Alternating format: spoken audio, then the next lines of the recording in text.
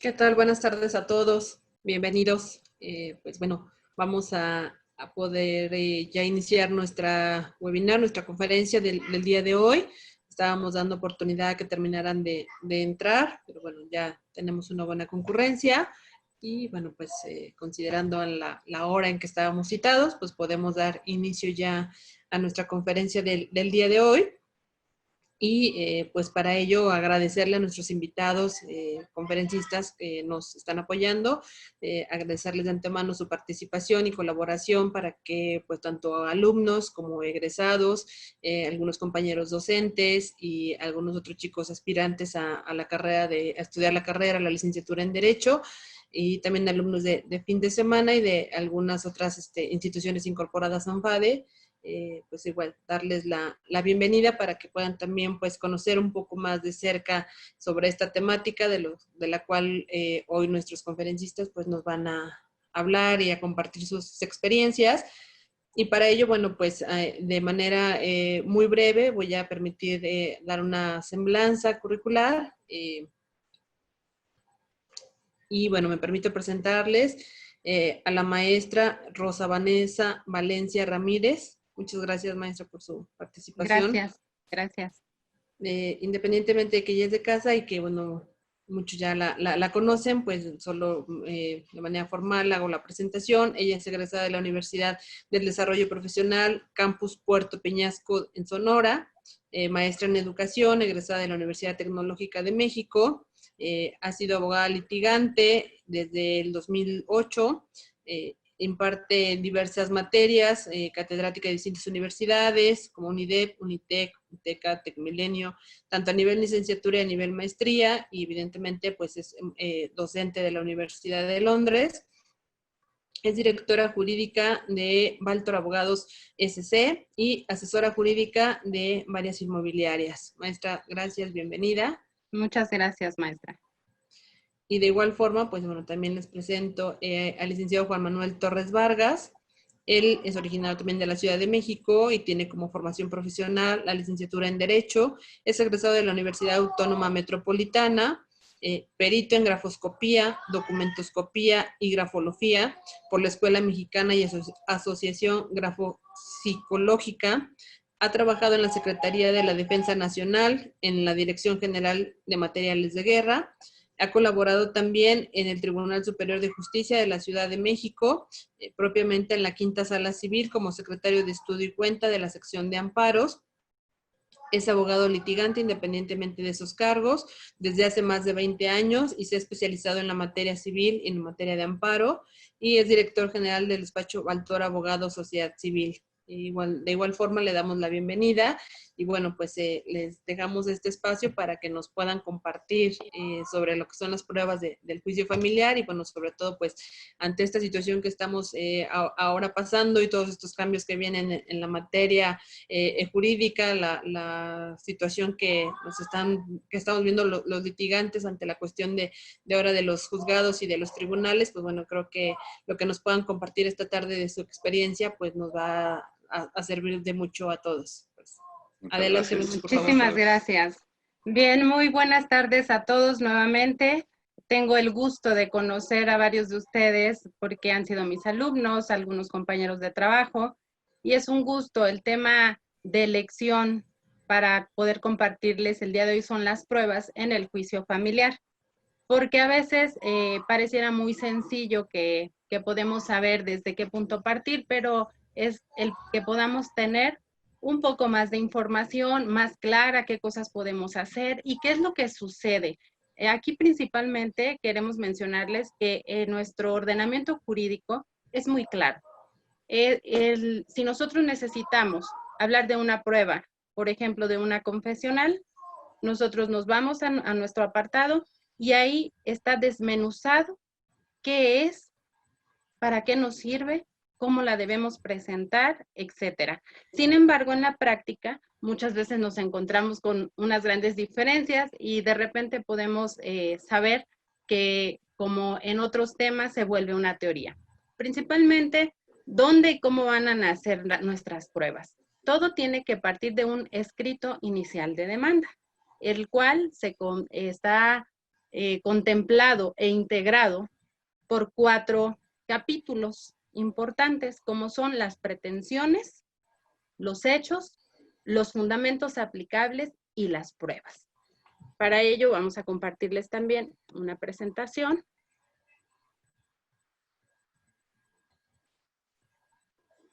E iremos desentrañando conjuntamente cada uno de los temas. Primero me gustaría preguntarles, ¿qué es una prueba? ¿Alguien me puede decir qué comprende, qué entiende que es una prueba? ¿Podrán levantar su mano y abrir el micrófono para que podamos escucharlos? Por ahí Daniela Manso levantó la mano, si me pueden apoyar con lo de su micro.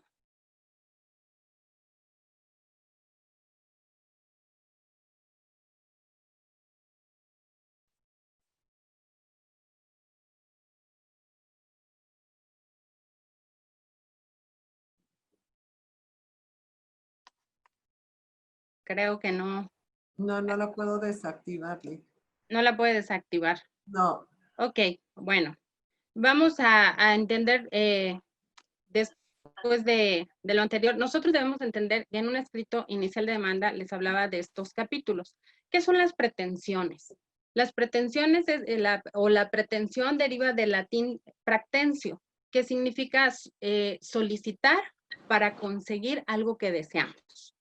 Sin embargo, desde un punto de vista jurídico o en una acción procesal, hablamos de aquello que consiste en pedirle al juez una determinada situación para obtener un pronunciamiento. Bien, pues la prueba es la razón, es el argumento, es el instrumento en el cual se pretende probar al juzgador el por qué estamos pidiendo esa pretensión, aunque suene redundante. En el proceso oral es muy importante que entendamos que las pruebas deben ofrecerse con nuestro escrito inicial de demanda, ya que este procedimiento en particular no contempla una etapa especial para el ofrecimiento de estas, como lo es el procedimiento escrito. Por ello, es tan importante que desde un inicio lo estemos considerando. Bien. Las reglas generales de las pruebas. Tenemos que entender que las partes asumen la carga de la prueba de los hechos que son constitutivos de las pretensiones en su escrito inicial de demanda. Particularmente le voy a dar un poquito de lectura al artículo 278 de nuestro Código de Procedimientos Civiles para la Ciudad de México. Para conocer la verdad sobre los puntos controvertidos, puede el juzgador valerse de cualquier persona, sea parte o tercero, y de cualquier cosa, pongamos atención en ello, y de cualquier cosa o documento, ya sea que pertenezca, fíjense bien, estas dos palabritas quiero que las tomemos en cuenta, cuando les dije cualquier cosa, que pertenezca a las partes o a un tercero, sin más limitación que de las pruebas que no sean prohibidas por la ley o no sean contrarias a la moral. Bien, el ofrecimiento de pruebas, como bien les decía, con la intención de que aprovechemos el tiempo y comentarles más sobre lo que sucede en la práctica de los litigantes, todo lo vamos a encontrar en nuestro ordenamiento jurídico. Para este ofrecimiento lo encontramos en los artículos del 290 al 298 de nuestro Código Procesal. Y bien, vamos a iniciar con la prueba confesional. La prueba confesional se tiene que ofrecer, obviamente, por escrito, citar quién va a ser el absolvente, y para poderse desahogar, debe de ofrecerse un pliego de posiciones, que es un cuestionario al final del día, al cual va a dar respuesta a cada una de ellas el absolvente, pero tiene sus peculiaridades, porque no es un cuestionario común y corriente como quizá imaginemos, vamos a armar preguntas y le voy a preguntar, no, todo tiene una manera que se encuentra establecida también en el ordenamiento. Ahora bien, ¿qué podemos hacer de ello o decir de esto? La prueba será admisible aunque no se exhiba cuando se ofrece el pliego, solamente podemos pedir la citación del absolvente. Ahora bien, si nosotros lo realizamos de esta manera, significa que el día de la audiencia podemos presentar nuestro pliego. Y además, cuando se está desahogando, podemos también realizar o articular preguntas. Es muy importante que tomemos en cuenta esto. Cuando nosotros vamos a desahogar esta probanza, podemos pensar o confiar quizá en nuestra pericia y decir, bueno, no voy a exhibir el pliego, finalmente eso no me hace que yo pierda el derecho para que se desahogue esta prueba, y voy a llegar y las voy a articular. Como sugerencia en la práctica es que no lo hagan así. ¿Por qué? Porque prevé precisamente el código cuando dice que qué va a suceder en el caso que el absolvente no se presentare a la audiencia. Y si no se presentare, si no lo hiciere, en ese momento nosotros vamos a tener una circunstancia muy especial, porque si él no lo hace, va a ser o a declararse desiertas todas las respuestas que debió desahogar. Sin embargo, esto solamente aplica a todo lo que se plantea previamente. Pero no, si nosotros fuimos muy confiados y dijimos que eso lo íbamos a articular, pues entonces ya perdimos esa oportunidad nosotros que la estamos ofreciendo. Bien, el pliego tiene una característica especial, el tipo de preguntas. Deben de ser de hechos propios, número 1. Número 2, no deben de ser insidiosas. Sobre todo, quiero que quede muy claro qué es que sea insidiosa, ¿sí? Es que a través de engaños ocultos dentro de nuestra pregunta, busquemos que el absolvente vaya hacia el error. Por ello es que este pliego es calificado previamente a que tenga que el absolvente que responder. El licenciado va a complementar más sobre la prueba. Gracias.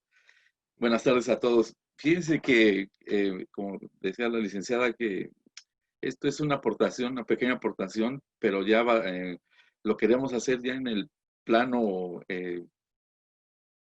presencial en un juzgado.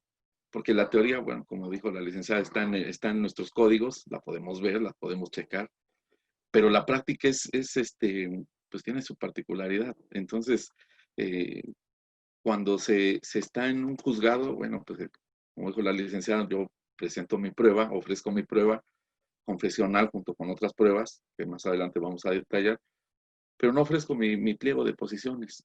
Y el pliego de posiciones, pues son las preguntas que yo quiero hacerle a mi contraparte para que me las conteste y yo poder acreditar, pues, mis hechos que estoy alegando, argumentando. Entonces, resulta que no ofrezco no presento mi pliego. Lo puedo hacer hasta antes de que empiece la audiencia. 5, 10, 15 minutos antes, no hay problema. Lo presento y lo pasan a la secretaría y la secretaría lo que va a hacer es que va a iniciar la audiencia y en la audiencia, bueno, pues ya que cuando está listo para desahogar va a decidir quién, el secretario de acuerdo normalmente es el que decide quién empieza, qué parte empieza y después seguir a la contraparte, porque aquí acuérdense que todo tiene que ser en igualdad de circunstancias. El pliego se lo pasan al juez, el juez lo califica y el juez va a procurar que precisamente que las circunstancias que señale el código, pues que sean de hechos propios, que que las preguntas precisamente que vamos a hacer tengan que ver o tengan relación con algún hecho controvertido, con los hechos controvertidos o materia del debate. Entonces, aquí lo que buscamos es que supongamos que no hay pliego de posiciones. Lo que buscamos dar es algo concreto, algo práctico. No hay pliego de posiciones. ¿Qué pasa si yo no exhibo mi pliego de posiciones, pero porque yo pretendo articularlas de manera oral? Resulta que pues sí citaron a mi contraparte y yo no ofrezco el pliego de posiciones. La citaron, incluso está percibido de declararlo confeso en caso de que no se presente. pues resulta que si yo no ofrezco el pliego de posiciones y mi contrario no se presenta, pues no lo voy a poder declarar confeso, porque no hay a quien le articule yo las posiciones de manera oralmente, aun cuando hablemos en un proceso escrito. Entonces, hay que tener mucho cuidado con esas situaciones. Yo he visto y me he percatado de abogados que no presentan el pliego y afortunadamente sí se les presenta la parte contraria, pero resulta que a la hora de hacer formular sus posiciones de manera oral, pues les gana el nervio, la ansiedad, y y de todos modos hay veces que les dicen, tenga una hojita, escríbamelas aquí porque se las va a pasar el juez, porque el juez, como todos sabemos, hay veces que no sale, no sale de su oficina. El que lleva la audiencia es el secretario de acuerdos cuando estamos hablando de proceso escrito. El proceso oral es otra cosa, el proceso oral el juez lleva la dirección del proceso en todo momento. Pero bueno, resulta que pues va a ser el abogado sus posiciones de manera oral y yo siempre he comentado y comparto la opinión con otros abogados que hay que hacerlo por escrito, es mejor, es un tip para hacerlo, es mejor por escrito, porque si no, no podemos formularla, o hay veces que formulándolas por escrito nos las desechan, pues de manera oral, queriendo abusar de la habilidad que a lo mejor ya se tiene, pues se falla en ese momento, ¿no? Bien, sí. Vamos a ir tomando los temas, así como ahorita les hablamos sobre la confesional. Hay una prueba que es muy importante, como lo es la pericial. La pericial es cuando se requiere o es necesario el conocimiento especial en alguna ciencia. Existen un mundo de periciales que se pueden presentar en los juicios, tanto como se nos presentan en otra materia, en el área del derecho familiar no es la excepción. Podemos hablar de psicología, de psiquiatría, de alcoholemia, incluso de agrimensura. ¿Por qué? Porque en los juicios sucesorios podemos hablar de esta pericial, ya que esto determina los límites o un área de un espacio geográfico. A eso es a lo que se refiere.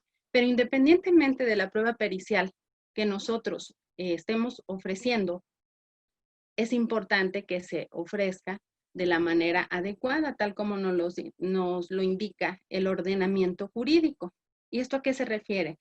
Pues que al ofrecerla debemos de exhibir con ella o adjuntar un cuestionario, porque nosotros tenemos que decirle al juzgador qué es lo que quiero preguntarle al experto en la materia, para qué me sirve, qué quiero acreditar con ello. Por ejemplo, si nosotros requerimos de una prueba pericial en psiquiatría, quizá tenemos una persona que con un perfil sumamente agresivo, etcétera, pero que esto ya es derivado de un tema psiquiátrico y nosotros no podemos decirle al juzgador por cómo se comporta, cuál es la situación exacta de qué estamos hablando, qué tiene, porque para eso está el experto en la materia. Pero además, la base de esto es, al final del día, ¿qué es lo que quiero probar con ello? ¿Sí? Es decir, quizá puedo decirle cómo afecta su entorno. Por ello es muy importante que lo hagamos de la manera adecuada, porque no podemos solicitarla y no agregar para nada el cuestionario debido. No es posible hacerlo de esa manera. ¿Quiere agregar algo sobre la pericial? Sí, la pericial, fíjense que ya en la práctica hemos visto que hay veces que la pericial como abogados litigantes luego nos vaya a ofrecerla, porque estamos acostumbrados a ofrecer como pruebas que son cotidianas, ¿no? Pero la prueba pericial en psicología, la prueba pericial en psiquiatría, y obviamente el juez ahí en materia familiar, pues tiene la particularidad que el juez lo que va a hacer es que él va a señalar un perito que va a ser único. Estamos hablando de proceso escrito. Un perito que va a ser único y que lo va a tomar puede ser ya del Instituto de Ciencias Forenses o de alguna otra institución pública. El pago de esas periciales pues va a ser dividido.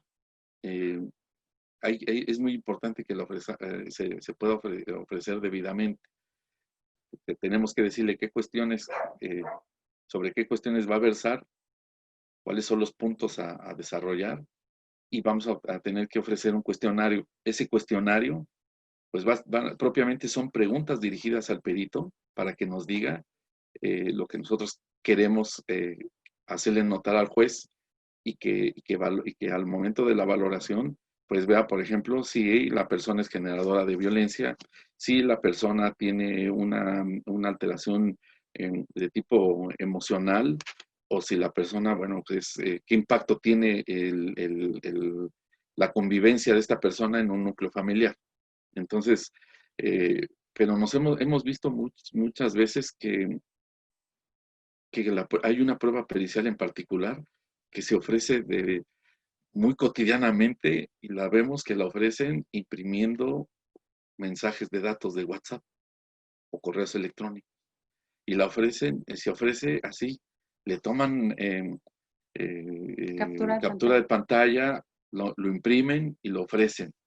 Y esa prueba pues no va pues así ofrecida de esa manera, pues no va a tener buen futuro, la van a desechar.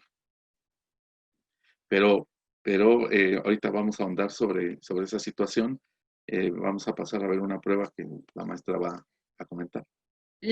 Vamos a hablar, de hecho, justamente de eso que comentaba el licenciado, que es muy importante, porque es algo muy común dada a que la época en la que estamos viviendo y de qué manera nos impacta la tecnología en nuestra vida cotidiana. Entonces, ahora creemos que fue muy importante que tomemos el tema de si nos caen las dudas, si es correcto, porque luego se están preguntando, pero ¿y la privacidad y el uso de la personalidad, etcétera? Entonces vamos a ver qué es lo que nos dicen los artículos aquí especialmente, qué nos dice el código al respecto y si estamos cayendo o no en un ilícito al ofrecerla, pero también ofrecerla de la manera adecuada. De eso vamos a hablar, obviamente, más adelante cuando lleguemos, le dedicamos un capítulo especial para este tipo de pruebas, como son WhatsApp, mensajes de texto, correos electrónicos y la prueba instrumental. Sí. Bueno, la prueba instrumental va a ser precisamente ahora sí que en términos ya coloquiales y terrenales, va a ser nuestro propio expediente y los documentos que hemos traído como prueba al mismo. Esa prueba instrumental, luego lo hacemos en automático. Yo mismo me acuso de que hay veces que cuando pretendo hacer o hago una demanda, en mi capítulo de pruebas, pues como en automático lo hacemos, no sé si a alguien más le pase, pero menciono mi confesional, mi testimonial, mi pericial, si es el caso que la voy a ofrecer, y menciono la prueba instrumental, incluso menciono que se ofrece, y me salto hasta algunos puntos que señala el 291 del Código de Procedimientos Civiles, ¿no? Que tengo que decirle al juez qué hecho quiero acreditar y las razones por las que pretendo acreditarlo. Lo hacemos en automático, la prueba instrumental, la presuncional legal y humana en todo lo que beneficia los intereses de la parte actor o de la parte demandada, según la que estemos representando. Entonces lo hacemos en automático y hay veces que ni siquiera nos damos cuenta que lo que es la prueba instrumental, hay veces que ya a lo mejor nos pasamos un poquito ya de estar cerca de ese conocimiento del concepto, y entonces se nos va, ya lo hacemos en automático. La prueba instrumental es precisamente el expediente en sí, las actuaciones judiciales que pueden también venir a nuestro expediente derivadas de otro órgano jurisdiccional, y todos los documentos que nosotros hayamos traído a nuestro expediente, a nuestro juicio, y que hayamos aportado como prueba, y también va a ser esa prueba instrumental. También podemos ofrecer como nuestras las que precisamente todos aquellos documentos públicos y privados que vuelvo a reiterar que hayamos traído a nuestro juicio. Bien. La confesional, que fue con la que iniciamos, ya hablamos de ello, de cómo se debe presentar, cuál es el pliego de posiciones. Lo mismo que la prueba pericial, que ya les hablamos de estos hechos que nosotros necesitamos que este experto en la materia nos exprese en un juicio y que obviamente sea benéfico para nuestra defensa o representación. Ahora vamos a hablar un poco de la testimonial. Es muy importante. El marco jurídico de esta se encuentra del artículo 356 al 372 de nuestro Código de Procedimientos Civiles. Puede ser tan sencillo para interpretar como lo que nos suena. Es presentar un testigo a quien le consten los hechos que nosotros queremos probar y darle esta información al juzgador. Sin embargo, hay detalles importantes dentro de esta prueba que quizá en la práctica muchas veces cometemos el error de trabajar por un machote y solamente como vemos que se ha ofrecido este cuestionario, porque es un cuestionario que también deberá responder el testigo, no vemos otros detalles. Por ejemplo, es importante, sobre todo los estudiantes que tengan en cuenta, que a veces estos testigos no se encuentran en la ciudad.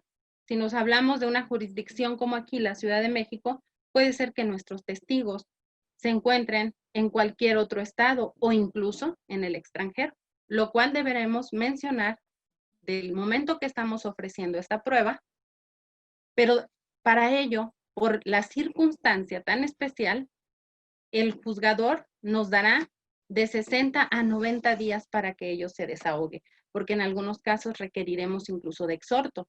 Cuando es el caso, tendremos que enviar el exhorto, pero a él se deberá adjuntar el cuestionario que ese testigo deberá responder y asimismo se le va a mostrar a tu contraparte para que vea y pueda mandar también las repreguntas, lo cual se tiene que enviar en sobresellado, desde luego, adjunto al exhorto.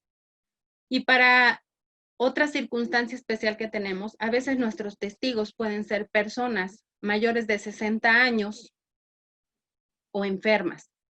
No podemos pensar que porque se encuentran en esas circunstancias ya perdimos la oportunidad de presentarlos u ofrecerlos como testigos. Para ello también el ordenamiento es muy claro y nos indica que cuando nos encontramos ante estas circunstancias, el juez valora de qué manera lo va a hacer porque podrá ir a desahogarse dicha probanza en el domicilio donde se encuentren estas personas, ya sean enfermas o mayores de 60 años. Sí, en la práctica la prueba testimonial es, en esa prueba en particular no se exhibe no se exhibe el interrogatorio, no se exhibe. Lo podemos hacer nosotros de manera verbal y el secretario de acuerdos es el que le va a hacer la pregunta directamente a nuestro contrario. Nunca se lo vamos a hacer directamente a él. Entonces lo que va a hacer es que el interrogatorio, nosotros normalmente como litigantes y en la práctica lo traemos ya impreso. Y entonces empezamos a hacerle las preguntas, pero se las hacemos, la leemos o la articulamos de manera oral, pero se la hacemos, esperamos que el secretario de acuerdos la califique, diga si es procedente o no, y le da la autorización a nuestro testigo pues de que responder, de que sí comience a dar su respuesta.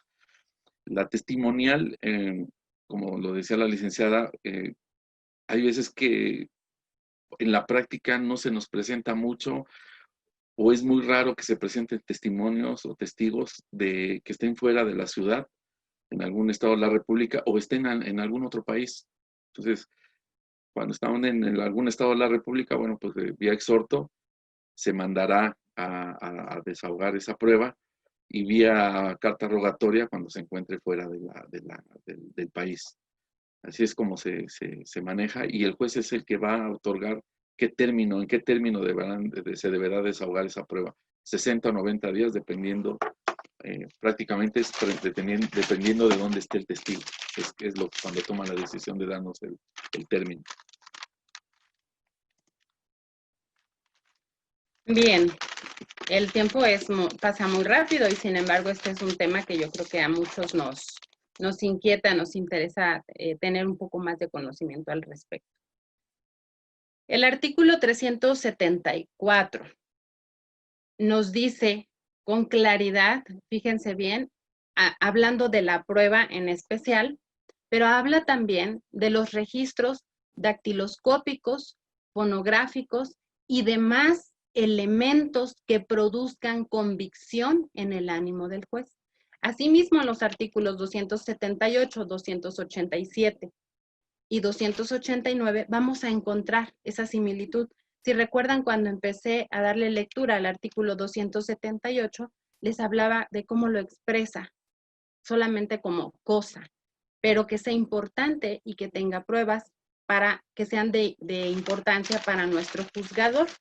Y bien, estas pruebas digitales que a menudo se están presentando son ya saben, las capturas de pantalla, ya sean de mensajes de texto, de WhatsApp, correos electrónicos e inclusive los audios.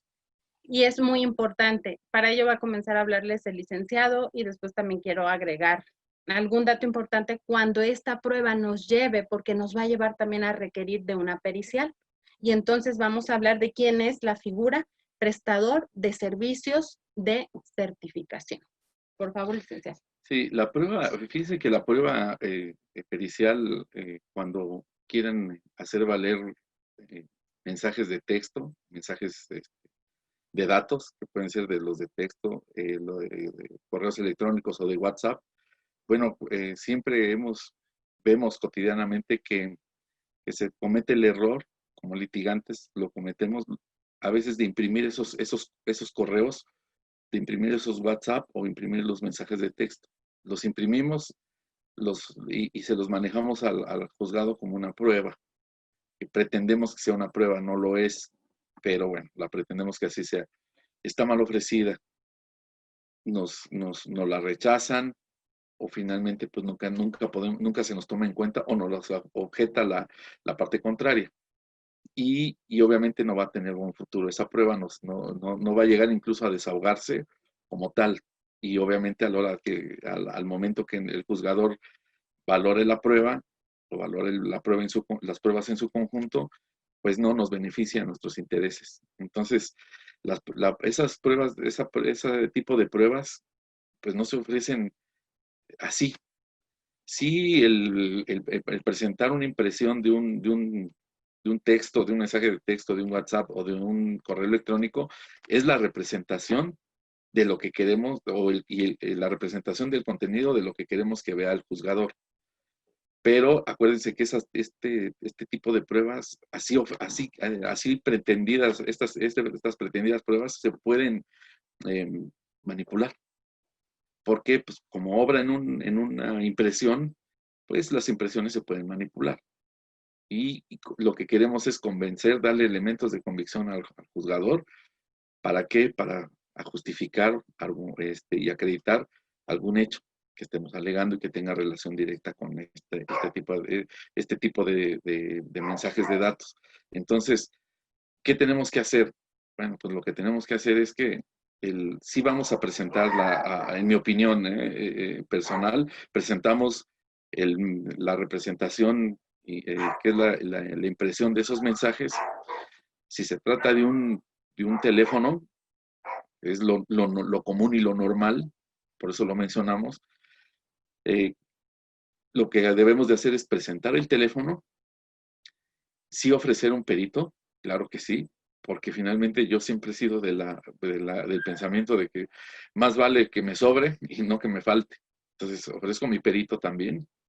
¿Y este perito quién va a ser? Bueno, pues este perito ¿qué va a hacer con mi teléfono? Bueno, lo que yo pretendo que este perito haga es que certifique que ese mensaje de datos,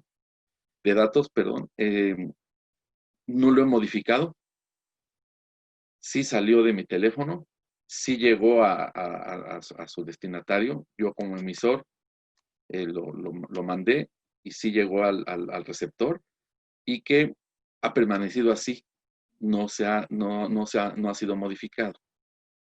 Y finalmente había un abogado que me comentaba y que comparto esa estrategia jurídica al final de cuentas, ¿no? Me decía, yo presento mi teléfono como parte de mi prueba y ofrezco la inspección judicial. Si la otra parte me objeta, entonces lo que va a pasar es que, bueno, de ahí va a surgir la pericial. Si me la objeta, él va a ofrecer la pericial y entonces, bueno, ya es una manera de irle encontrando otro camino a nuestra estrategia en el momento del juicio.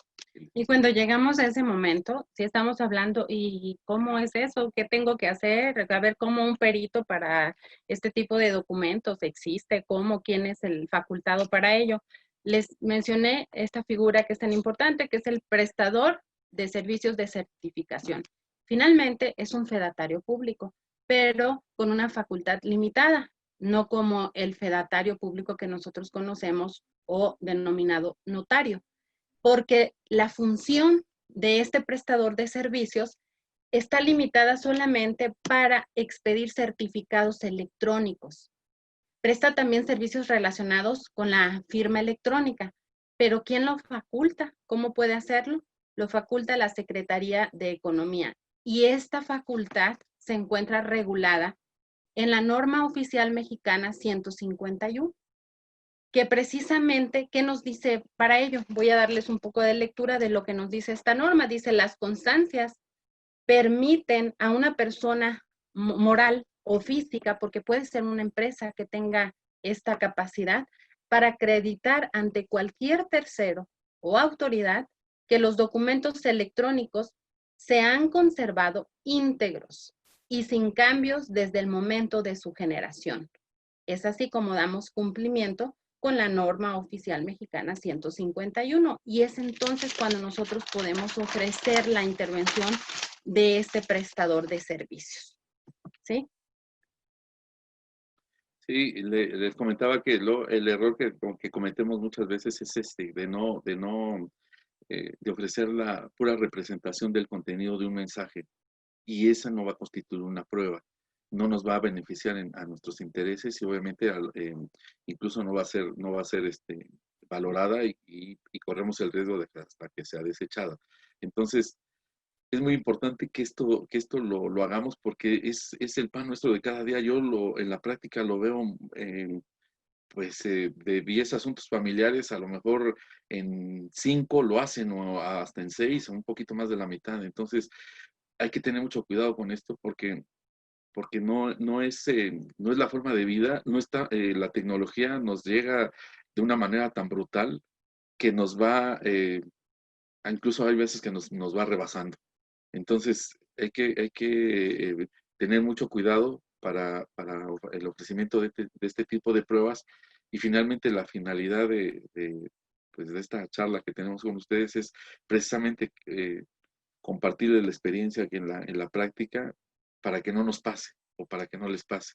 Y yo estoy seguro que a los maestros y litigantes que es una aportación finalmente a su ya vasto conocimiento y para los estudiantes, pues que vayan entendiendo y teniendo un conocimiento que esto es posible, sí es posible, sí se puede ofrecer y sí se pueden obtener resultados y no nos limitemos a intentar ofrecer una prueba sin que tenga un buen final. La publicación de esta norma oficial que les comento fue publicada en el Diario Oficial de la Federación el 30 de marzo del 2017 y en su rubro dice que son los requisitos que deben observarse para la conservación de mensajes de datos y digitalización de documentos. No sé, estamos todavía con el tiempo para algunas, si tienen preguntas para iniciar una sesión de respuestas a ellas, estamos abiertos.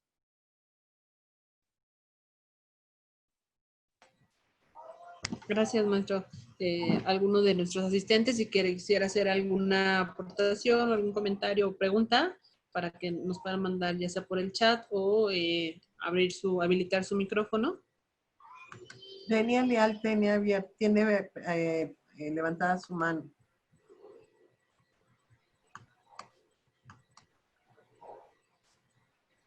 No, pero yo no le puedo habilitar.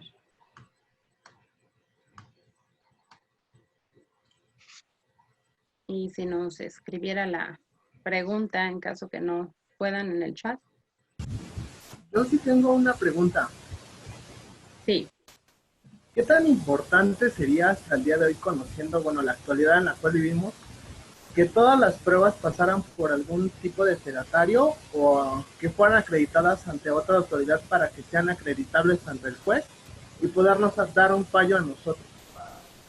Hablar de una generalidad de la prueba no sería incluso por tiempos procesales tan conveniente. En el caso de las pruebas electrónicas, sí. ¿Por qué? Porque son documentos susceptibles ¿a qué? A una alteración, a una manipulación, ya sea sobre todo si lo estás presentando de manera impresa.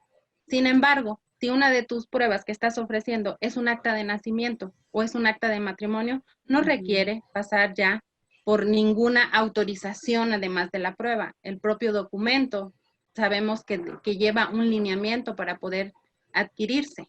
Entonces, en el caso de las electrónicas o digitales, creo que sí sería de muchísima importancia, todas, no solamente los mensajes de texto y demás, porque estamos hablando ahorita de materia familiar, pero también tenemos este tipo de pruebas en materia mercantil. No se diga, imagínate, en el uso de lo que sería una firma electrónica, pero hablando de una cuestión de hacienda, de impuestos. Entonces, imagínate el mal uso de esta firma, el que podamos probar ante el juzgador que fue alterado, que fue incluso, que te robaron esta situación. Esa es la respuesta que tengo para tu pregunta. Muchas gracias, licenciada. Qué gusto verlo y un saludo, licenciada Torres. Muchas gracias, Marco. Igualmente. ¿Alguien más? Sí, Daniela ya nos mandó su pregunta. ¿Ah? Dice, en caso de las llamadas telefónicas, ¿cómo se utiliza como prueba? ¿Son posibles, ya que no se puede comprobar a ciencia cierta el contenido de esta? Solamente vamos a hacer la prueba. Ah, perdón, licenciado Sí. Del, es que yo ya me fui, se me olvidó que aquí No. también me puede ayudar con la respuesta. No, está muy bien. Yo quiero hacer sí responder esta pregunta, pero también decir que hay pruebas que no hacen prueba plena. ¿Por qué? Pues porque son, se las genera una institución, pues, que tiene reconocimiento público, que finalmente, bueno, si son o las está emitiendo el registro civil, por ejemplo, ahorita que dijiste, que pusieron el ejemplo de un acta de nacimiento, un acta de matrimonio.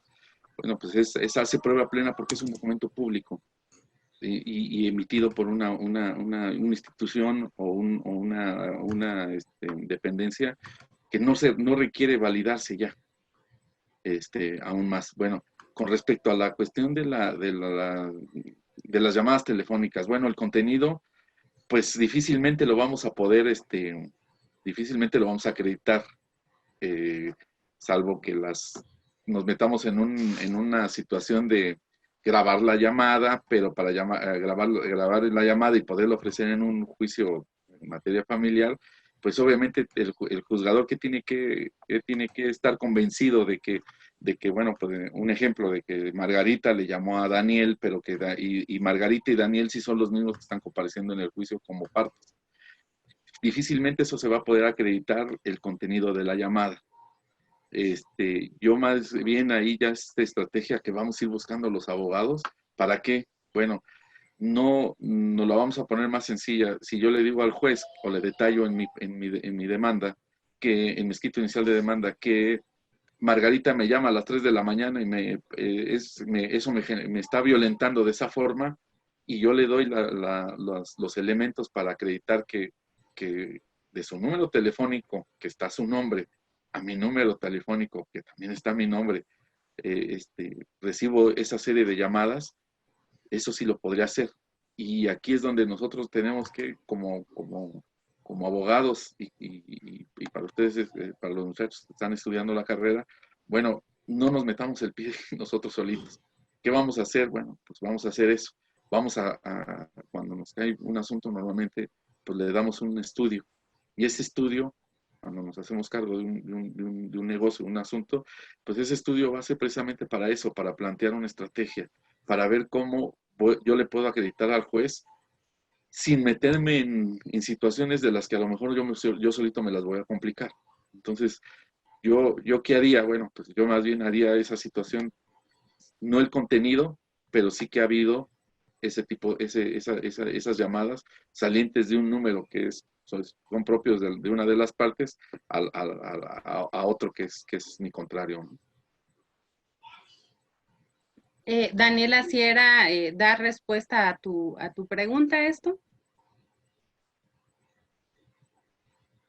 Es que creo, sí, bueno, dice que sí, por el chat, porque creo que no puedo.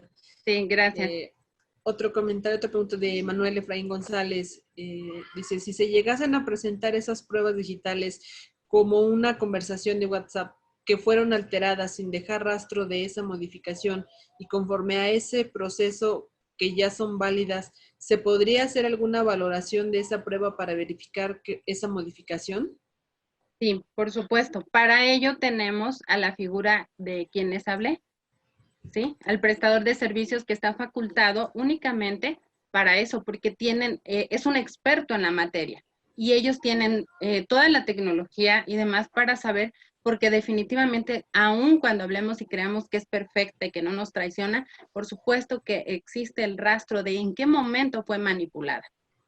Tanto que se utiliza, vuelvo a repetirles, hasta para materias fiscales, porque lo que va a probarnos es que se conservan en el estado original dichos mensajes. Esa es la respuesta, Efraín. Gracias, maestra. Otra pregunta de Miriam García. Buenas tardes. En un asunto que estuve presente, ofrecieron una pericial sobre la ruta del GPS del celular para saber la trayectoria del dueño del dispositivo, pero el peritaje lo hizo un ingeniero en sistemas computacionales. ¿Es correcto este procedimiento? Sí, es correcto que lo pueda hacer, pero normalmente ese ingeniero debía de tener la relación directa con la compañía de GPS, porque es el experto en la materia. No cualquiera lo puede resolver en esa situación, pero el licenciado les va a agregar algo más también. Sí, ahí entra, o es muy relevante también la compañía, si es un teléfono celular o si es nada más un servicio de GPS. Puede ser inserto en o que haya estado instalado en un vehículo, o de nuestro propio teléfono celular, porque ahí se pide la ayuda y participación de la compañía que esté dando el servicio de GPS o de la compañía telefónica. Hay una cosa que se llama geolocalización. Bueno, no es una cosa, es un concepto pues, que se llama geolocalización. Es increíble que cómo se puede saber. Por ejemplo, yo traigo mi teléfono en la bolsa de mi saco.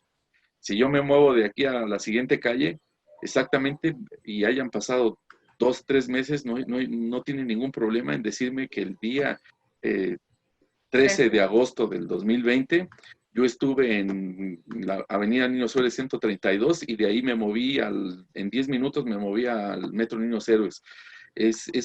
Ahí tendríamos participación de esa empresa como parte de esa prueba. Entonces sí, es factible, todo deja rastro. Acuérdense que ya con la tecnología que tenemos ahorita, hay rastro de todo lo que hacemos y de todo lo que, incluso el borrar parte de una conversación de WhatsApp, hay rastro de eso, aunque lo borren.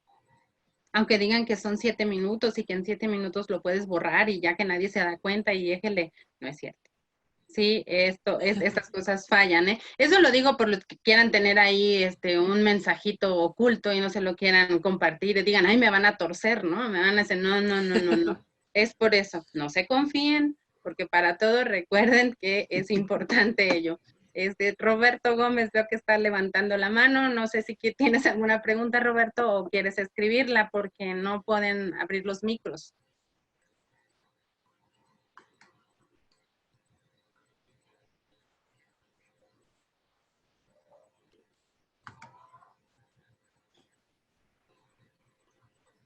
Yo tengo una pregunta. Buenas tardes. Ya, maestra. ¿Sí se me escucha? Ya, sí, perfecto. Según el Código contigo, Civil Francisco. nos establece que, o bueno, me dio a entender que cualquier persona con el conocimiento específico puede ser un perito. Pero en este caso, ¿cómo se podría validar que podría tener esa participación como perito? O bueno, más bien que cumpla esa vasta información o conocimiento que se necesite para realizar su labor de perito. Hablas en cualquier materia, hablar de la pericial como en general. Ok, perfecto. Para ello, tenemos también los peritos que están reconocidos y registrados en el tribunal, que se cuentan también muchos de estos profesionistas y expertos en la materia con sus credenciales o cédulas que vienen a hacer el documento idóneo que los faculta para poder ser peritos. El perito obviamente va a ser una persona que conozca del tema. A mí se me ocurre que pues, si yo necesito acreditar, volvamos a lo mismo, por ejemplo, en materia familiar, necesito acreditar que una persona es generadora de violencia y se me ocurre ofrecer como prueba la pericial en psicología. Lo que va a hacer el juez es que ellos ya hay una lista de auxiliares de la Administración de Justicia del Tribunal Superior de Justicia de la Ciudad de México. Entonces el juez puede tomar algún profesionista que sea psicólogo, porque es el que me va a hacer el perfil de una persona y me va a poder decir si es o no es generador de violencia, porque lo va a citar o les van a generar una cita para ambas partes y a través de ciertas entrevistas, este perito es capaz de saber y conocer qué perfil tiene esta persona, qué perfil psicológico y si tiene esta afectación. Entonces, es muy lógico y claro que el juez tiene esa lista a la mano para que lo apoye y también tiene a las instituciones públicas o ahorita está muy tomado en cuenta por los juzgadores familiares, el Instituto de Ciencias Forenses. Aquí nada más que el tema es que aquí ya tienen un costo, ya se genera un costo. Cuando la persona que está como parte la representa la Defensoría de Oficio, bueno, pues le dan el beneficio de señalarle un perito de una institución pública donde normalmente el pago de esos honorarios son cuotas de recuperación, mientras que los peritos de la lista de los auxiliares de la Administración de Justicia o del Instituto de Ciencias Forenses ya tienen un pago determinado los del instituto, y los peritos que son de particulares de la lista que se tiene de profesionistas en diversas materias, va a generar un costo y lo van a dividir entre ambas partes. Así es como se maneja. Francisco, se te cortó muchísimo tu audio y no pude escuchar tu pregunta. Si puedes intentar nuevamente repetirla, por favor.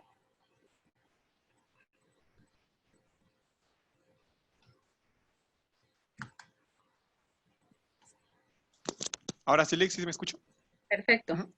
En el caso de querer acreditar algún hecho o hechos con contenidos de algún correo electrónico, en este caso que salió, digamos, yo envío un correo electrónico, yo quiero acreditar esos hechos, entonces en este caso tengo que presentar como pruebas también un teléfono celular o algún medio electrónico por el cual salió bueno, más bien ese medio electrónico del que salió correo, o cómo se podría presentar en este caso.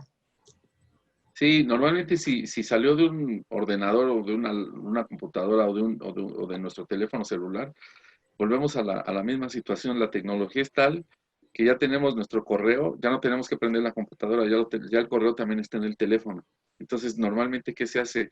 Pues se hace eso, se exhibe al juzgado y obviamente acuérdense que también tenemos o estamos obligados a que para ciertas desahogos de ciertas pruebas tenemos que allegarle al juzgador los medios para que lo haga, ¿no?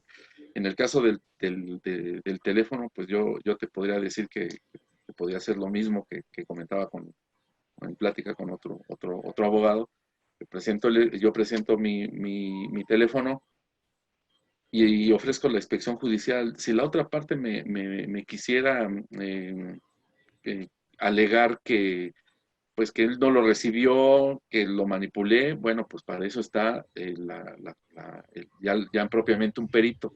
Y un perito que finalmente, ¿quién es o quién va a ser? Bueno, pues son estas personas que tienen ese conocimiento y son estos eh, proveedores de servicios Prestador de servicios, sí. en certificación, Ujú. que lo que va a hacer es precisamente va a decirle al juez si sí salió ahora sí que de mi correo electrónico.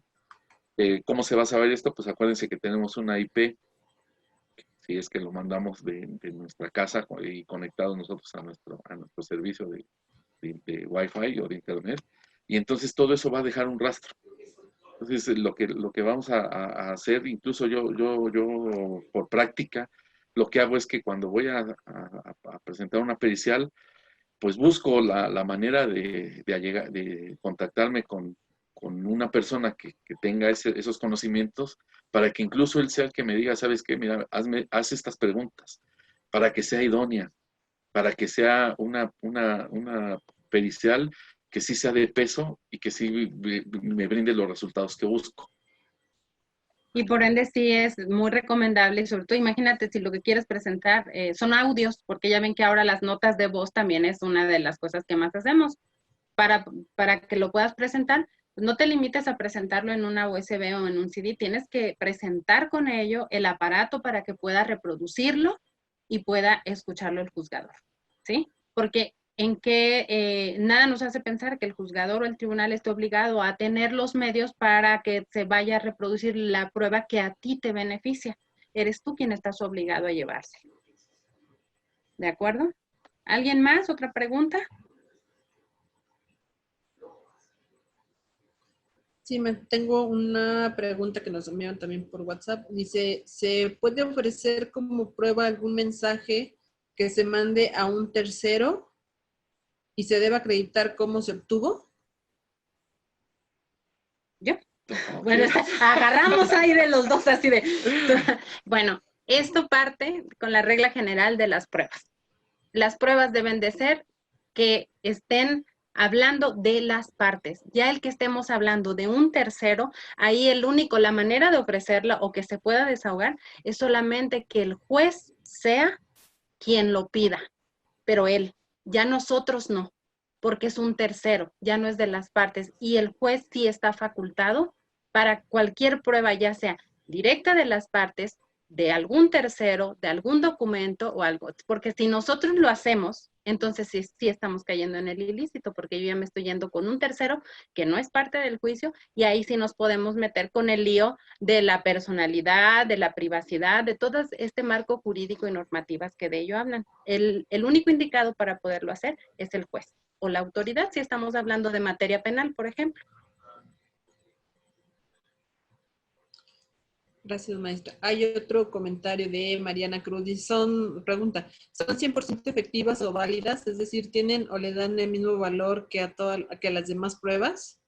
No, la realidad es que no.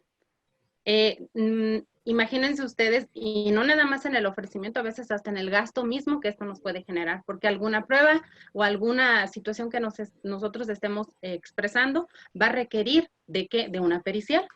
Y normalmente ustedes lo saben que en el proceso podemos llegar hasta 3 periciales, ¿sí? Hasta que lleguemos con el tercero en discordia.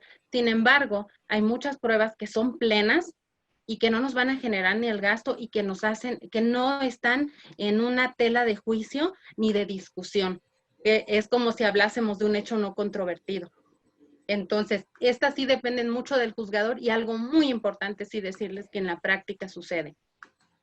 Actualmente, incluso si nosotros necesitamos alguna situación que sea derivada de cuestiones electrónicas o de contratos electrónicos, aún en las fiscalías vamos y los propios ministerios públicos no se encuentran preparados y no tienen todavía el conocimiento para ello. La realidad es que la tecnología y su aparición está avanzando más rápido que nuestra preparación.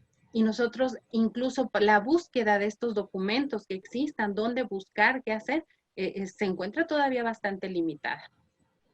Sí, en materia familiar, sí podemos valernos de un tercero, sí podemos valernos de un tercero y incluso podemos, el juez puede, nosotros le tenemos indudablemente que decirles que, bueno, que lo que queremos acreditar o lo que queremos traer como medio de prueba lo tiene, por ejemplo, quiero acreditar en materia familiar, no sé, los ingresos de una persona. Bueno, ¿qué hace el juez? Bueno, pues le va a girar un oficio a la empresa donde trabaja esta persona y le va a decir, dame los informes de cuánto gana, si tiene bonos, cuánto es su ingreso total, ¿no? Después de impuestos. Y ahí es donde utilizamos un tercero. Pero esto es estrictamente en materia familiar. Acuérdense que también en materia familiar no están exentos de participar, si es que se le pidiera a un tercero, como pudiera ser, que no sea parte. Pero si tiene un grado de parentesco, pues los exenta la ley a no manifestar o entregar una situación que pudiera tener a acreditar un hecho.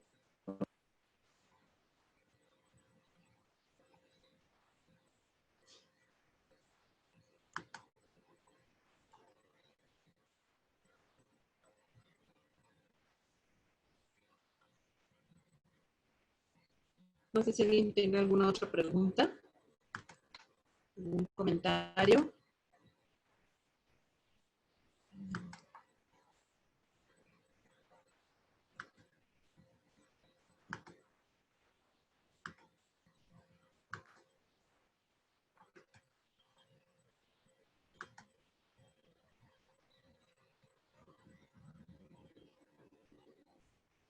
Gracias. Maestra Vanessa. ¿Ya me escuchan? ¿Ya? Ya, ahora sí. Es que de momento se trabó y por más Sí. hasta les escribí y nada, pero ya. ¿Alguna otra pregunta? Bien, pues entonces queremos reiterarles también nosotros de la misma manera nuestro agradecimiento por su presencia. Me da muchísimo gusto verlos. Gracias también a la Universidad de Londres por la oportunidad, por la participación y espero que haya sido de su agrado, desde luego. Muchísimas gracias. Gracias. Muchas gracias. Gracias, pues bueno, de esta Pero manera no la escucho. ¿No me escuchan? ¿Sí? Sí, bueno, parece ser que sí, maestra, no sé si usted sí nos escucha. De esta manera, como todo lo estamos haciendo también de manera virtual y en línea, pues también queremos hacer la entrega de un reconocimiento por parte de la Universidad de Londres, otorgando este presente diploma a la maestra Rosa Vanessa Valencia Ramírez por haber impartido su ponencia de pruebas en el juicio familiar en la Ciudad de México a 13 de agosto de 2020. Muchas gracias, maestra. Y de igual forma se otorga el presente diploma al licenciado Juan Manuel Torres Vargas por haber impartido igual la ponencia de pruebas en juicio familiar, la misma fecha, 13 de agosto de 2020. Pues bueno, reiterarles nuestro agradecimiento por este espacio, por compartir con nuestros alumnos, con egresados y gente interesada en estudiar esta carrera, de conocer un poco más, un poco acerca de lo que es el derecho, una de las tantas áreas que tienen para incursionar en el mundo jurídico. No todo es la parte de litigio, hay muchas áreas y con estos espacios pues lo que queremos es darles a conocer pues estas áreas en las que pueden incursionar dentro del área jurídica del mundo del derecho y la importancia de por qué estar actualizados.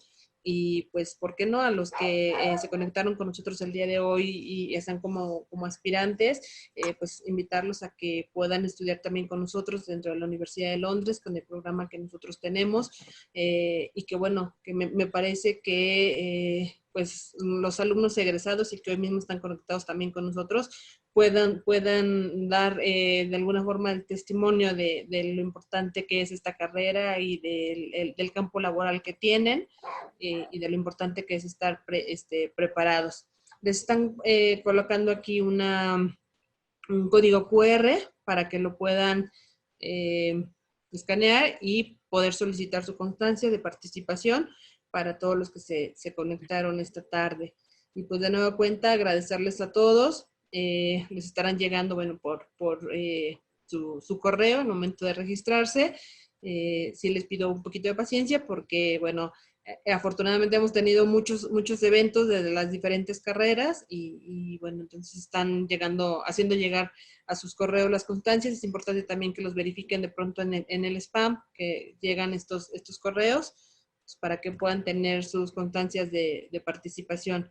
Y pues bueno, pues maestras, licenciados, si no tienen algún otro comentario, pues reiteramos su participación y pues seguir con nuestros alumnos dentro de las aulas, formando a estas futuras generaciones de abogados. Muchas gracias a todos. Buenas tardes. ¿Ustedes me escuchan? Sí. Sí. Sí, Muchas maestra. gracias. Perdón por la interrupción, quería el audio.